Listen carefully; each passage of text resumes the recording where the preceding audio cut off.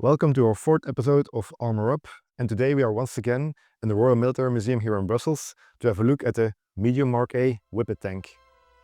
World War I was defined by stalemate. Trenches, barbed wire and machine guns turned the Western Front into a nightmare. When the British introduced the tank in 1916, it was a massive innovation, designed to crush wire and break through the enemy lines. In November of 1917, the first mass use of armor during the Battle of Cambrai showed a critical flaw. Heavy tanks, such as this British Mark IV, they were simply too slow. They only moved at the speed of a marching soldier, so if they would be able to create a breakthrough to the enemy lines, they were not able to exploit that breakthrough. What the army actually needed was a new, fast and aggressive weapon, such as the cavalry of old, to exploit any breakthrough made by the British heavy tanks. This new weapon finally arrived in 1918 and was known as the medium Mark A tank, but it quickly earned its nickname as the fast Whippet. The new design was named after the British Whippet dog breed, fast-running dogs similar to greyhounds. The medium Mark A Whippet, weighing around 14 tons, was capable of speeds up to 13 km an hour, more than double the speeds of the earlier British heavy tanks. The Whippet brought mobile warfare back to the battlefield. The idea for this new tank started with a man named William Tritton of William Foster's and Company, one of the chief designers of the first British tanks. Right after the first initial tank debut at the Battle of the Somme in September 1916, he was asked to come up with a new design, a new, faster tank for a new purpose. Design work on what became the Tritton Chaser began on November 10, 1916. The prototype used low profile track frames, possibly derived from the experimental Little Willie. Initially, it featured a small offset rotating turret armed with a single Lewis machine gun and was crewed by just two men, a driver and a commander/gunner. However, this turret design was soon abandoned, replaced by the fixed box-like superstructure we recognize today. The Whippet arrived on the Western Front in December 1917. Its speed was perfectly suited to the mobile warfare that returned during the German Spring Offensive of 1918, where it was instrumental in covering retreating British units. These actions were famously described by Field Marshal Sir Douglas Haig as savage rabbit tactics, with Whippets emerging like rabbits from their holes to attack the enemy. A perfect example occurred at Cachy on April 24, 1918. 7 Whippets of X Company ran headlong into 2 massing German infantry battalions. The tanks charged at full speed, machine guns blazing, causing great execution by fire and running over many who couldn't escape. Captain Price estimated that Whippets inflicted over 400 casualties in one action lasting less than 4 hours. The Whippet tank was designed to aid the cavalry in its role of exploitation. However, in the 1918 Battle of Amiens, it was proven that this coordination with the cavalry was quite difficult. The cavalry would either gallop up ahead and was much faster as the Whippet tanks, leaving them behind. Or, when they came under enemy fire, they would shelter and hide, and Whippet tanks could advance ahead, so it was very difficult to combine the two. So essentially the consensus was made: the Whippet tank was a new kind of cavalry and not just meant to aid them. Despite its advantages, the Whippet still had limits. Trials showed that trenches up to 3 meters wide could be passed, however, just a tiny bit wider was impossible. The tank would lose grip, slide backwards and come to rest nearly vertical in the trench. In capable hands, the Whippet tank could be a very effective weapon. There is of course the famous story about the Whippet tank called the Musical Box, which rampaged behind the enemy lines for several hours. In 6th Tank Battalion, the unit on which we'll focus today, you had Private Birdie Bussey, a Whippet driver who on August 23, after his 2 crew members had been wounded, operated the tank on his own for over 4 hours until he was discovered and sent back. He received the Distinguished Conduct Medal. The Whippet commanders learned that when effectively using the Whippet's speed and maneuverability, they could be very effective weapons to outflank the enemy and end up behind them, where they could do serious damage to the supply chain, unprotected infantry or the artillery. They were, however, often used for more general infantry or cavalry support as well. The Germans quickly learned to hide when the tanks passed by, only to emerge again when more suitable targets appeared. The medium Mark A Whippet tank was built for a purpose that the British heavy tanks could not perform: exploitation. Although it was very difficult to drive, cramped inside and still vulnerable to artillery, its speed and maneuverability lay the foundations for later deep operation tactics such as a blitzkrieg, in which an armored battle group could cause serious havoc behind the enemy lines.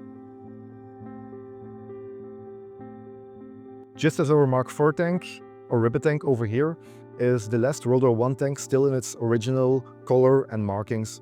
So most of these other tanks, they have been restored, repainted over the last 100 years, but these ones have been kept inside and are still in their original condition. So let's have a look at the markings that we can find on the vehicle. At first, its serial number A347. So this is an indication of the production of the tank. William Foster & Company, they produced 200 tanks in total. At first they had a contract for 400 tanks, but it was eventually reduced to 200. And their vehicles were numbered A200 until A399. And why these numbers? They prevented naming their vehicles with numbers from starting with a 0 or 100 to confuse the Germans on how many were actually made. So this was the 147th vehicle that was actually produced. Then there we have an indication of the unit in which it served, the 6th Tank Battalion, and it had a few companies, and this was the second company, B Company. Over here, you have the Roman numerals IX, and when the first Whippet tanks arrived at the different tank battalions, they were first organized in separate little units called the X companies. And this Whippet, when it arrived, it was probably also part of one of these companies attached to the 6th Tank Battalion. Here at the front, both our Whippet tank and also our Mark IV over here, they display the Allied recognition signal on the front. This was because during the Battle of Cambrai in November of 1917, several Mark Is, Mark IVs were captured by the Germans. They were reused by them. So the Allies had to find a new way to notify the other units that this was an Allied vehicle. So they painted these 3 colors on top of them, mostly on the front horns, but sometimes also on the front part of the vehicle. So both our Whippet and our Mark IV display it. And then here in the front, we can find its crew given name, Firefly. The crews named their vehicles, and they always had to start the vehicle name with the letter corresponding to the tank battalion. So that starts with the F.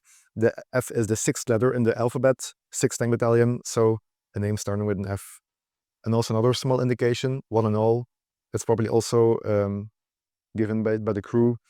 And these would normally be painted in white, but of course the vehicle has been here for 100 years and the colors have also faded over time. Let's have a walkthrough around our medium Mark A Whippet tank with the name Firefly. It will be from the POV perspective, so you have the feeling that you're exploring the vehicle by yourself. Its crew given name Firefly. It is written on the armored fuel tank of the vehicle, which is on its front. It contains around 70 gallons of petrol, which is around 260 liters, and gives the tank a range of around 130 kilometers, give or take, of course, depending on the terrain. As you can see, the fuel container is armored, and the tank itself, it has armor ranging from 5 millimeters in less protected areas up to 12 or even 14 millimeters on, of course, its front, the crew compartment over there, so the more heavily protected areas. So this is the fuel container. Fueling can be done over there. Normally there's an armored cover for this part, but this one is missing. Also on this fuel container, the fuel tank, you have this L-shaped bracket over here, which used to hold a headlight. And here we have the tracks of the vehicle. These bars, you have one at the front and one in the back, and they were used to hold a removable canvas mudguard, actually. It was a canvas type of device. It could be put on top of the tracks using these 2 bars. And when it was not needed, it was actually just rolled up on the upper run. So it helped with mud flying upwards to protect the vehicle from that. The tracks themselves, they're basically a big rectangular steel plate. They are held on the track chain by 8 rivets. And as you can see, They are just flat with a more upward pointing part over here that interlocks it with the track following it. Bit of the same mechanism as roof tiles actually. Detachable track spuds could be mounted on the tracks for better terrain crossing performance. When not needed, they were stored at the back of the tank. However, trials showed that they did not significantly improve the Whippet's overall performance. And as you can see, the general shape of the lower part of the tank, it was derived from the prototype of the first tank, Little Willie, and it holds some of the same characteristics actually. It was for the Whippet only the upper lying superstructure which was totally new for this tank. And over here we can see the mechanism for adjusting the track tension. So this was loosened, so this screw could be pulled to adjust the track tension.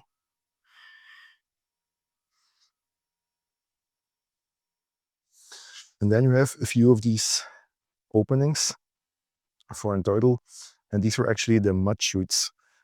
When this tank was designed, they feared that mud would start to pile up on the track mechanism and would prevent the tank from essentially running and clutter up its wheels, etc. So this was designed to allow the mud to fall off from the tracks, not clutter the wheels, which are also here, the rolling wheels, and to fall off of the tracks, and to help the tank running, of course. These small plates were additional protection for the wheels behind them, the rolling wheels. And as you can see, the general layout of the underlying part, it's a bit upwards pointing. Then after the fuel container, you have this part where the radiator and the engine resides. First, the radiator to cool the engine, of course. It has these air intakes over here. And then later, after radiator, you have the engine over there. Two Tyler 45 horsepower bus engines. These hoods could be opened for maintenance. And of course, the exhaust over here. The exhaust has an armored cap protecting it, and underneath it there's an asbestos rope for insulation, and there's the same exhaust on two sides. Then again, here at the underlying structure, you have these round shapes, and these are actually to have access to the rolling wheels, which make use of ball bearings, because this is the part of the tank which is always on the ground and thus receiving the most pressure.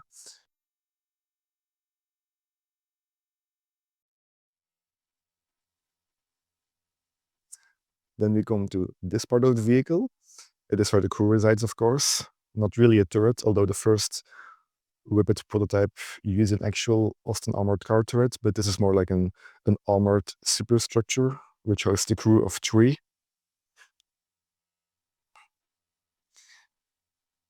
And the vehicle was armed with 4 Hotchkiss machine guns, 1 on each side in this ball mount.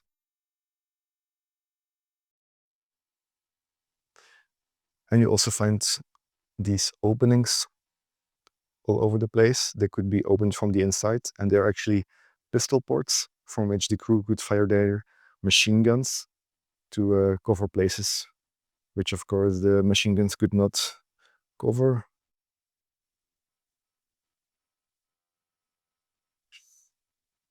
Then there is one additional hole over here next to the mud chutes, and this was for maintenance of the running gear, because you have the jar sprockets, the rolling wheels after it.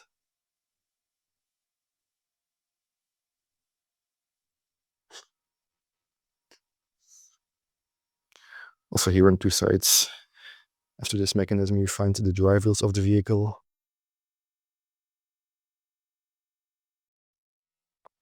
Then you come to the back of the tank.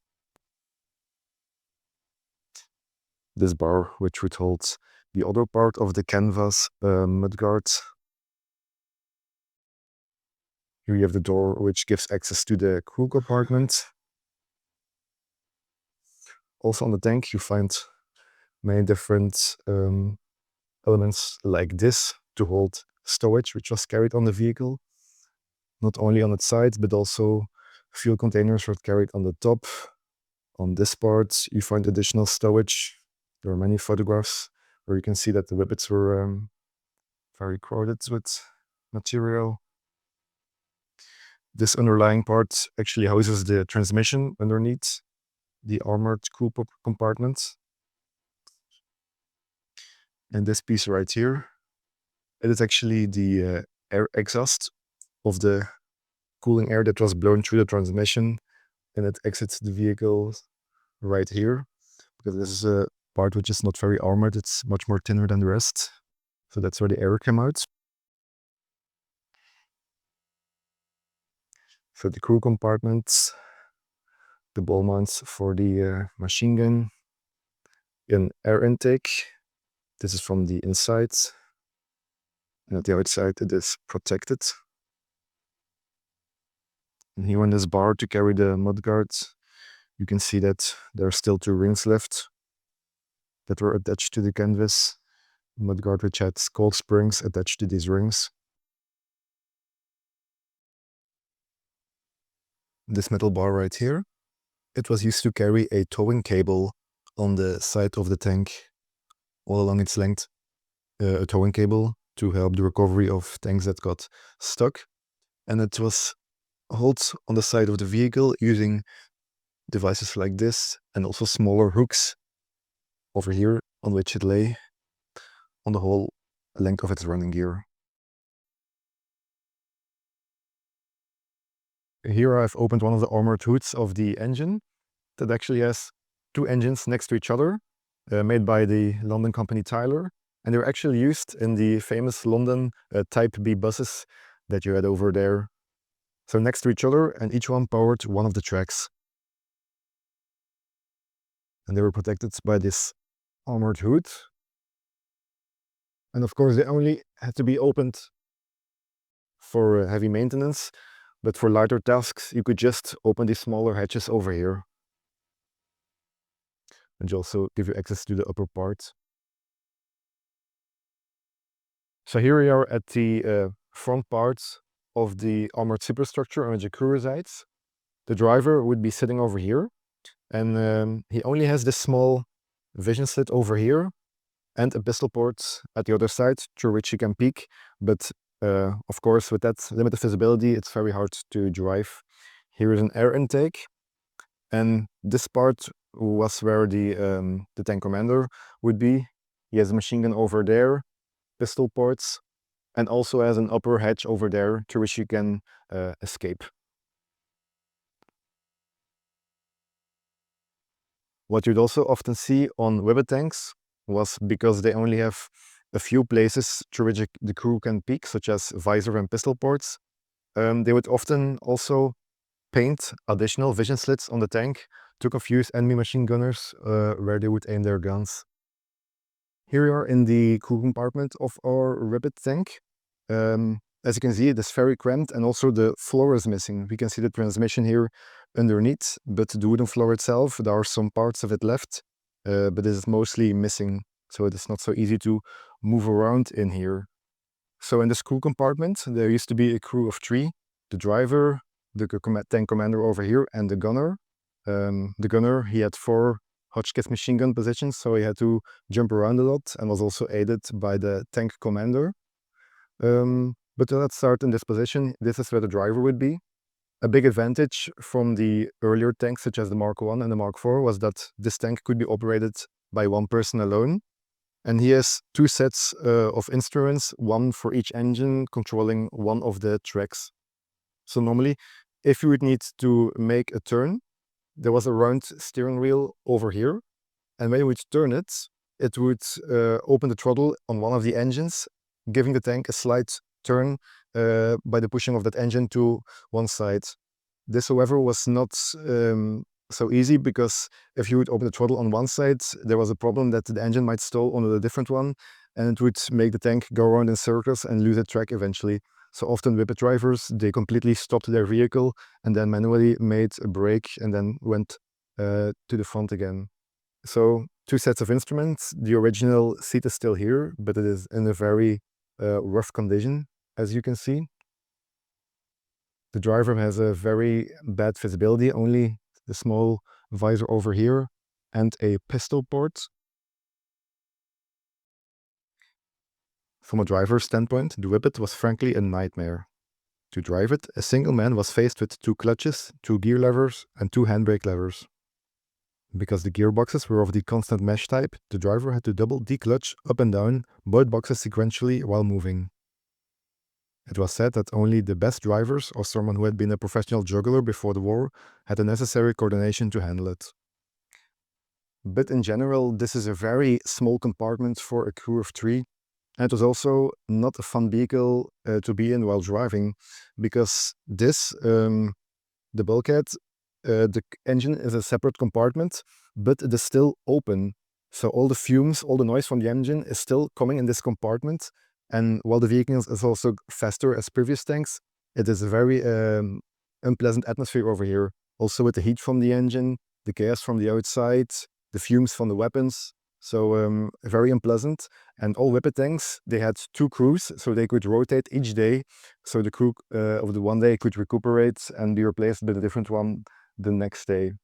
The extreme heat and fumes blowing back from the 2 forward engines made the fighting compartment extremely unpleasant.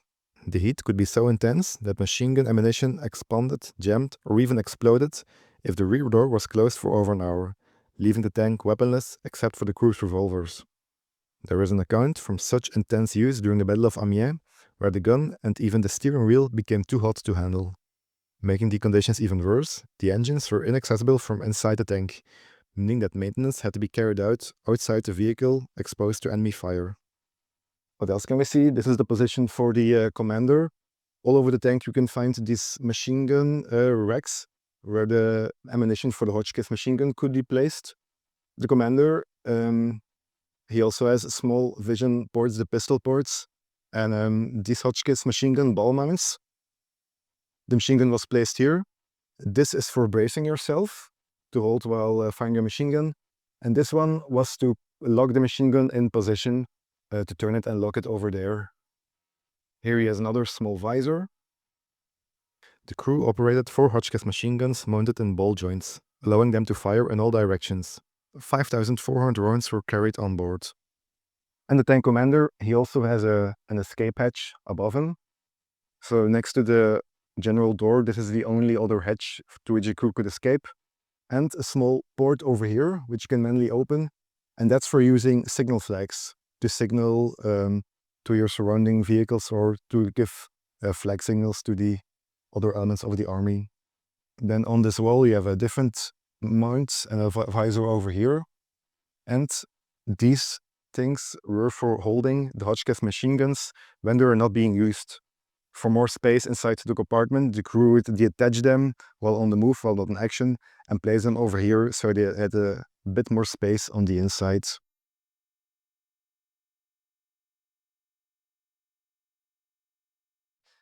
And then finally, maybe we can also have a look at the damage from when the tank was struck. As you can see over here, the artillery shell cleanly entered the vehicle, the armor is bent. When the impact occurred, rivets must have been flying all over the place. And the unlucky crew, unfortunately, we have no idea what happened to them.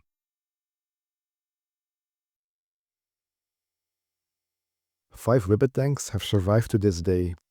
They can be found in the United Kingdom, South Africa, the United States, Canada, and Belgium. If you wish to see a Whippet in action, you're in luck. A fully functional replica of the famous Whippet tank, the musical box, was built by the Landships Community Interest Company in the United Kingdom. Keep an eye on upcoming vehicle shows if you'd like to see this impressive vehicle in person. So this medium Mark A Whippet tank here at the Royal Military Museum in Brussels, it's a very exceptional example because not only is it still in its original condition with the original paint and markings, but it's also a well-documented history behind it because it was specifically mentioned by serial number in the war diaries. So it was delivered to the 6th Tank Battalion in the summer of 1918, and it first participated at the Battle of Albert in August 1918. Then it served with the battalion up until October, and then on the 8th of October it went into battle again at the 2nd Battle of Cambrai. And there it supported different infantry units, British and American, and also the 301st US Tank Battalion. Then we pick up the story again a few days later on October the 17th during the Battle of the Selle. Selle is a small river in the north of France. That was all part of the general 100 Days Offensive. During the Battle of the Selle, it was part of a platoon which was called up to support an infantry unit, the King Royal Rifle Corps, which were advancing on a village called Desmilieux. They experienced heavy machine gun fire coming from the village, so they called up tank support. And this B company, in which Firefly served, was brought up to support them. They were with 4 tanks in total. One of them was sent to a nearby woods, where there was also a machine gun nest. And the other 3, they advanced on the small village of Desmilieux from different directions. So the tank Firefly over here, it advanced on the village from the southeast, but then an enemy artillery gun laying in ambush, it knocked out each of the 3 tanks in turn. And this tank received a direct hit in its crew compartment, which probably also knocked out the crew. But unfortunately, we don't know who served in the tank or if they were killed or wounded or not, because we only have a general report stating 2 soldiers killed and 7 wounded in total for this action. So we're not sure if that's all coming from this tank as well or not. The 2 days after the battle, this tank was reported as given to salvage, so not in use anymore. And that's it, end of its service career actually. Traces of combat can be found all over the tank.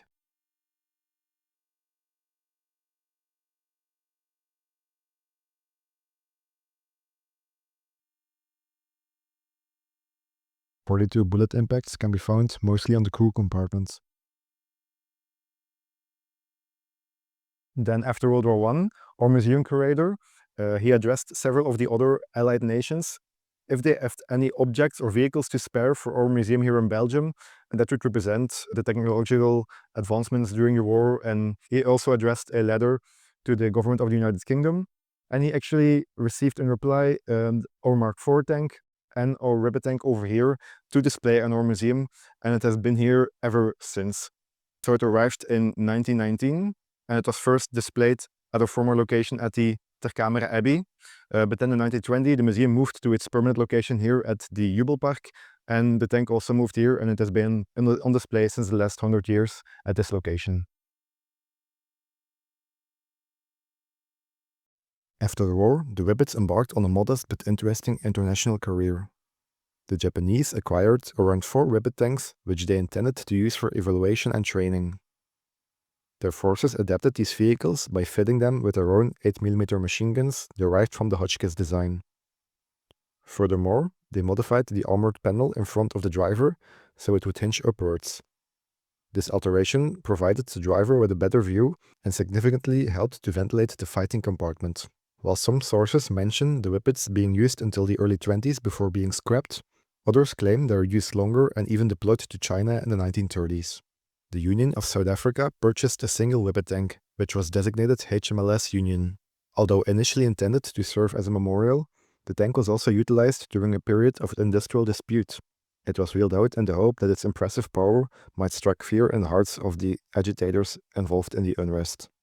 Unfortunately, the tank broke down during this deployment and had to be towed home behind a steam lorry. The British Army deployed 16 Whippet tanks to Ireland shortly after the end of World War I, where they initially formed B Company, 17th Armoured Car Battalion Tank Corps. These vehicles were subsequently sent throughout the country, serving in various mixed detachments alongside other armoured cars and tanks. A prominent public display of the tanks occurred in the summer of 1919, when 4 Whippets led the victory parade through Dublin. Ultimately, their main function seems to have been intimidation and supporting the civil powers during times of industrial unrest. While Germany captured many disabled Whippets, only 2 were captured intact and made operational. One German officer stated the Whippet was the only British tank worth copying. The German liking of the design influenced the development of the Leichter Kampfwagen 2, the light combat vehicle. One captured tank was even used by the Freikorps in street fighting in Berlin in January 1919. 6 Whippets were initially sent to Russia in April 1919 as part of a British military mission intended to support the White Russians against the Bolshevik forces. Another detachment followed, bringing more medium Mark A Whippets, arriving in July 1919 to form the South Russian Tank Detachment, whose duty included training White Russian crews and transferring approximately 10 Whippets to them. Following the collapse of the White Russian resistance and the British withdrawal by June 1920, the tanks were quickly captured by the Bolsheviks. These captured Whippets then joined the expanding Soviet Red Army. In Red Army service, the tanks were reportedly nicknamed Tailors due to their Taylor 45 horsepower engines, but the surviving examples were only briefly used, disappearing from service around 1922. At least one of them was modified to carry a 37mm gun. The medium Mark B, designed by Walter Wilson, aimed to replace the problematic Whippet by featuring a 100 horsepower Ricardo engine and a robust transmission to simplify driving and improve crew conditions. Although it was heavier and managed a slightly lower top speed of just over 6 miles an hour. While 700 Mark Bs were ordered, only 45 entered service, with some deployed to Ireland and 3 sent to the North Russian Tank Detachment, later falling into Soviet hands. Subsequently, the medium Mark C, nicknamed the Hornet and designed by Sir William Tritton, was considered the best British tank of World War I due to its 150 horsepower engine and significantly improved the crew compartment, which was often not much warmer than the ambient outside temperature. Of the 600 Hornets ordered in anticipation of the 1919 campaigns, only 50 were completed, and though 4 led the 1919 London Victory Parade, no examples survive today.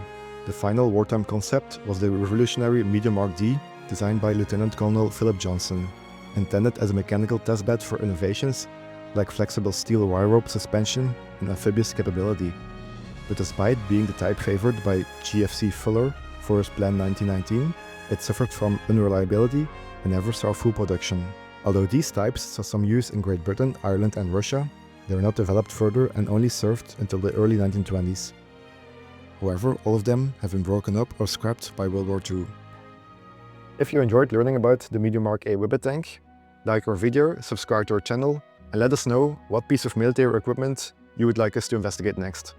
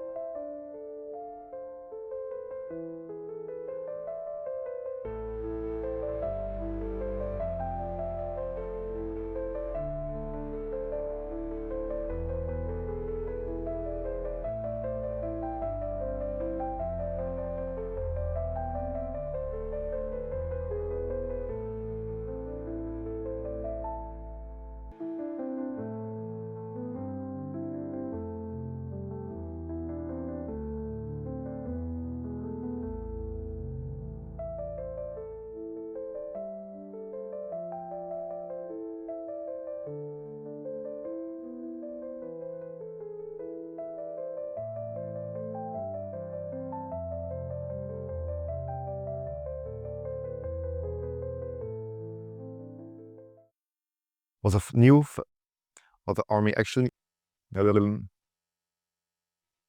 British heavy tanks such as the Mark IV over here, they were simply too slow. They only marched. This here is an air A300 and reappear after they have passed to protect the